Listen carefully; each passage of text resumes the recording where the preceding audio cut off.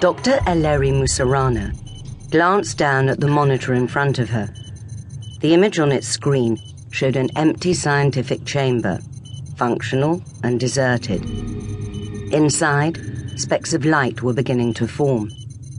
She watched in awe and wonder as a haze of translucent blue began to seep across the image. A tear in the fabric of reality was beginning to manifest inside the chamber, the culmination of a lifetime's work. The artificial construction of a spatial temporal wormhole ripping through the foundations of reality. The research had been conducted under a blanket of absolute secrecy. She'd seen projects smaller than this hijacked before. Colleagues promptly paid off and dismissed, all so that younger, fresher students could take the credit. She'd only ever allowed one other to share her secret, her most trusted colleague and latterly her husband, Professor Ernst Wharner.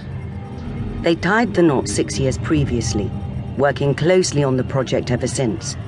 And now, finally, today, it looked as though their work would reach fruition. Her eyes flicked over to her husband standing beside her, and she smiled a genuine, if somewhat clinical, smile.